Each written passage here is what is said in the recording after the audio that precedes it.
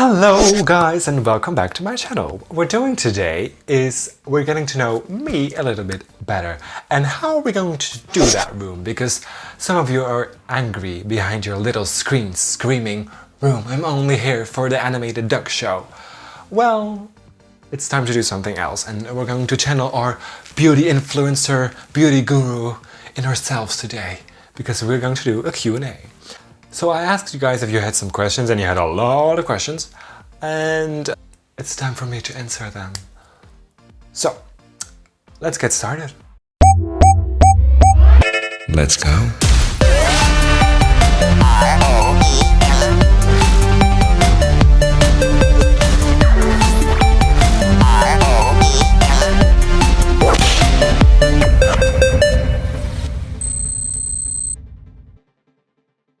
So, as you see, I've already blocked out my eyebrows because that's just boring.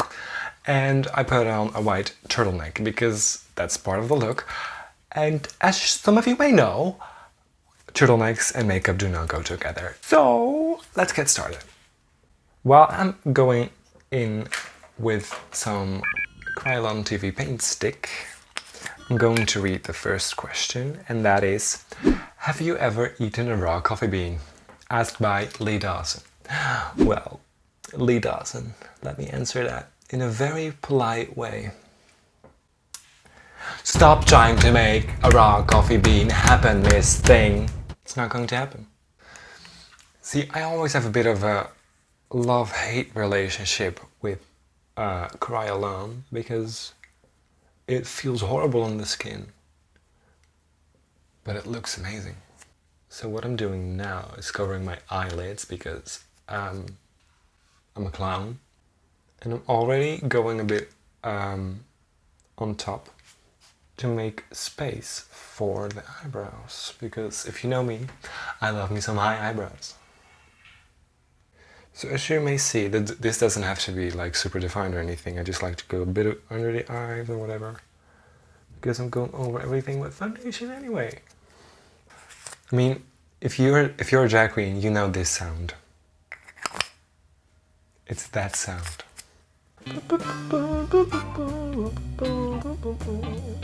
The next question is from Andromedeway or something like that.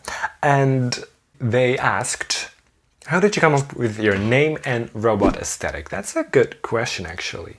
And while I'm applying this Beauty Bakerie powder on my eyebrow, well, it's not an eyebrow anymore. So when I wanted to do drag, I always wanted to do something different. And I knew that I didn't want to do something that was like very human-like. What I did was I dug deep back in my youth and was like, what has always resonated with me? What did I always relate to? And there was like TV shows like Totally Spies or whatever. It's very stupid. It's always a bit of the sci-fi-esque content that I was like, oh, this is awesome. And like nobody really did anything futuristic. It was all like, ooh, spooky, ooh, a supermodel. I was like, let's do something different. And then I really started to get who I wanted to be when I saw the video of Viktoria Modesta. Her prototype video. Girl, I was blown away. I was like, how can I be this? So I did drag. And it's a bit of that dark Born This Way Lady Gaga era kind of style and fashion and everything. I really look like a clown. And the name Room is another story. Room means fame in Dutch, and I always loved the journey of fame and like whatever the entire myth behind fame. I think my drag is a journey to fame. And I thought it sounded futuristic. I didn't want a name that was very human-like. I wanted to sound like, and even the service part, it started as a stupid joke because I wanted to go as Room first. But I thought I needed a last name. And I was like, well, it doesn't really sound like a last name a person would have. Perfect. So I'm going in with this purplish color, and a lot of people use eyeshadow to define their drag crease, but I don't know how all of you do it. I cannot do it. So And you're like, Room, what the hell are you doing? See, what I like to do is I first like to put creams and stuff underneath and then go in with eyeshadow. Then we go to the next question, and that is, what was your first encounter with drag? My first encounter with drag, what I can remember, was on TV when I saw Dame Edna. Didn't know what it was, I just knew that it was a man in a dress. So the first time I actually started to figure out what drag queens were was when I saw, in 2011 I guess, the parody of Telephone from Lady Gaga by Sherry Vine and Peppermint. And I was like, this is so creepy. I was like, I don't know, 8, 9. I was like, what is this? This is so creepy, but I can't stop watching. My friends were like, oh, go watch RuPaul's Drag Race. And I was like, that sounds boring. And then I saw Bianca Del Rio on a Dutch TV show. And I was like, who is this? Who the hell is this? And somehow I came across Willam on YouTube and I was like, this is funny. And for some reason it felt really natural watching him. And so I started watching him, and then I got into Drag Race. And then I became this. So what I'm doing now is I'm going in with this Morphe palette. Use Ofra. No, just kidding. You thought it. The thing with drag is, I hate it. The next question is, are you a self-taught drag queen? And the answer to that is fully yes. I love the idea that you should figure out everything by yourself. I just think that a lot of knowledge comes when you figure out stuff yourself. And I think that the entire thing of when you do drag, you somehow have to be already a supermodel, already know how to do makeup, already know all these things. That's not the fun of drag. It's like the fun of drag is figuring it all out yourself. I'm not really a purple kind of girl, but today I am. I'm just going to blend this out a little bit with a little bit of pigment from the Morphe palette on it, so it has a bit of that smoky effect that I love. Just kidding. I just don't know how to do makeup. See, this is a little bit different for me, I'm gonna be honest, because usually what I do, I sit around, do my makeup for like 2 to 3 hours. I listen to podcasts, Alright Mary, and What's the Tea, and Whimsically Volatile, or whatever. Race Chaser, I love that. I just love listening to people talk and like figuring them out and like seeing how they see the world. And if you are one of those people that is going to go to the comments right now and say, your eyebrow cover is horrible. Have you ever seen a drag queen up close? Eyebrow cover looks really ugly up close. That's why I was so excited for VH1 to finally show what drag queens really look like on TV. Horrible. So I think this is not fine. This is not fine. You know how this is gonna take 6 hours? The white hair is slowly disappearing. I don't know what I'm doing wrong. I do know what I'm doing wrong, but I don't really care. Because I'm gonna look sickening anyway. Next I'm going in with this Kryolan TV Paint stick in 3W. If you just come to YouTube and have everything figured out and like, oh, here I am, I'm gonna look sickening with my highlighter, glow queen, yes, slay honey, oh girl, then that's boring. You wanna see people grow, right? Right? Right? The next question is from Meatball. Hi Meatball! She asked, how does it feel to have a robot pussy? I'm gonna answer this in a way that YouTube does not demonetize me.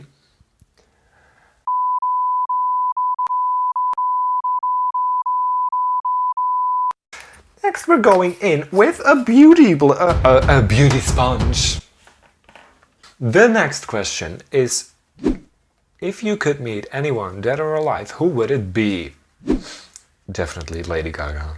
Definitely. And not to be like, yes, Gaga! Yes! Lady! I'm very interested to see what's going on inside her brain and everything, and like to see what she's actually like, and just have a conversation like two human beings, even though I'm a robot. The next person asks, how do you manage to tuck so well? I don't. I really don't. Don't ever do it. Don't do it. If you think that if you wanted to drag and you have to do all these things, tuck, wear nails, wear high heels, whatever, then you should not do drag, because that's the thing that ruins drag. If you're not comfortable doing something, don't do it. There are other ways to manage things, you know? The thing is, you have seen this routine from 70,000 drag queens. And it's actually all the same. We all look the same. Don't we? I love drag. Taking that white 070, we're going to apply our highlighter. And because my last video was extremely highlighted, I think I should find a new way to do it. Usually just put a stick and we're like, but I think that's a little bit extreme for video. People never like to highlight their forehead, and I'm like, your forehead just looks flat. That's not how. We should go to the next question, and that question is, what is your relationship with performing? That's a good question, and everyone always asks like, oh, when are you at Amsterdam or whatever. The thing is, I think that if you just do what every drag queen does, then you're kind of ruining the point of drag, which is standing out, right? And I have an entire plan in my head of how I want to do things, and that does include performing, but I just don't have the resources or tools what I want to have, or what I want to be capable of doing. The thing is, why would I spend 3 hours traveling to a fun club to dance to the shitty Ariana Grande song? I don't really care. And I think drag is moving to a new form, which is also digital world. And guess what? I am the robot queen. And you know where she belongs? In the digital world. I think this is better, right? This is like, we're getting away with this, right? Yes, this is perfect. This is beautiful. This looks like Linda Evangelista. Where's the beauty sponge? The following question is, what do you think of the Dutch drag scene? I think a lot of Dutch drag scene. I think that I'm not super familiar with Dutch drag queens because I'm not out there all the time, but I do know a few, and I think that people always say like, oh, London is amazing, or Berlin is amazing. I love that the Dutch drag scene is like very talented. It has a bit of a dark edge to it with a lot of queens, and I love that. It makes drag a little bit more dangerous, and I think the world needs that right now. But I also see a lot of new drag queens who have no clue how to do drag. And not saying that there are rules, just as I said, but the thing is, I get the vision that they want to portray, and it's not there. It's still very classic, you know? We have like the pageants and the performances and all, like whatever, but I think it's time for something else and something different. And that thing is sitting here right in front of your screen. Ooh! I kind of love this brush. I don't know what it is. Probably Amazon Beverly Hills. Next question is, what advice would you give to the new drag queens? Which is a very interesting question, because I think that there is a lot to drag that people don't tell or assume that it's normal. Or so what I'm doing from now on is uploading every week, and you guys are going to be in my journey to getting better at drag, because let's be honest, I'm not where I want to be, but I'm getting there. And trying out new products, what works for drag, what doesn't work for drag, branding advice, whatever, because everyone's always like, oh, Room's aesthetics are amazing. I just wish she would blend more. You know, that's always the thing. And I get that if you have the drag race standards or whatever. The There is this spot here and you can see it. You can definitely see it. And it just doesn't want to go away. And I don't know how to fix it. Is it gone? No, it's just still there. I don't know. Help me. Nikki tutorials. Whatever. James Charles, please. Could you imagine just James Charles storming in and being like, "You guys are in a crisis. I'm on my way." Blend those edges, blend those edges, blend those edges. Ooh, ooh. So what I'm going to do now is I'm going in with this Beauty Bakerie powder. I've never tried it for drag. Well, I did it for my eyebrows, but not like as a setting, as an actual setting powder for the face. And I'm curious to see how it's going to work. The following question is, what would you be doing right now if you were not doing drag? And I would be a teacher's assistant right now, or I would be in school to become a drama/arts teacher. Maybe I'll still do that one day, I don't know. But for now, I want to focus on different things. Since I've been there for 3 years, loved it. But I think life has something different for me in store. Do you see that? Do you see that? That's talent. We're going in with eyeliner now, which this is the Inglot liner. I didn't really want to talk about RuPaul Darkest because that's all people always want to talk about. But the question is, how did you come up with RuPaul Darkest and did you expect it to blow up like it did? Well, guys, I cannot answer when I'm doing eyeliner, so I'm going to do this eyeliner and you'll have to shut up. So my friend showed me the Nicki Minaj show and he was obsessed with that. And I liked it as well, and he hated the fact that I love drag queens. So as a joke for him, I made this video, which is like the first ever video on my channel. For some reason people watched it and then I was like, let's make an episode for fun, let's just do it. And I don't know, I got like 2,000 views and I was like, I am famous. So I made the season 7 episodes and it was all fun and games and stuff. And I was like, you know, let's just expand this. Let's just like make it serious. Then season 8 happened and girl, did I not expect it. Suddenly I was in class and Alaska was tweeting me and I was like, I made it. I made it.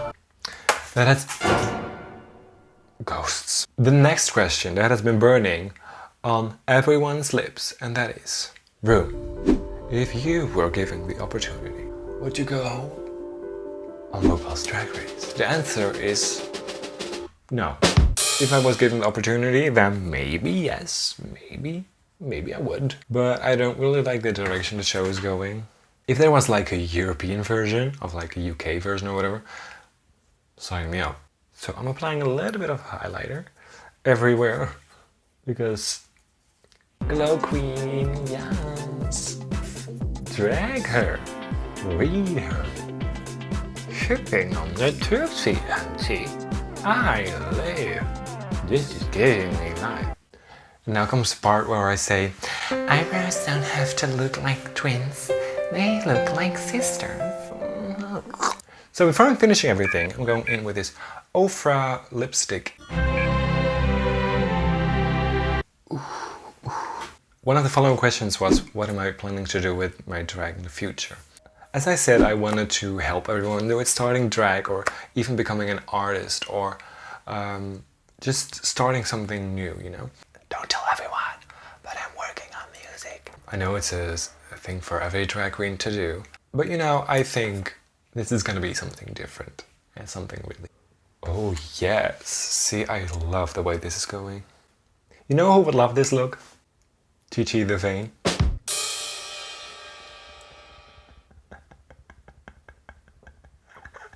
I'm hilarious actually. So I think that is it. Actually, I'm gonna put on a wig, my outfit, some lashes, and then the look is finished.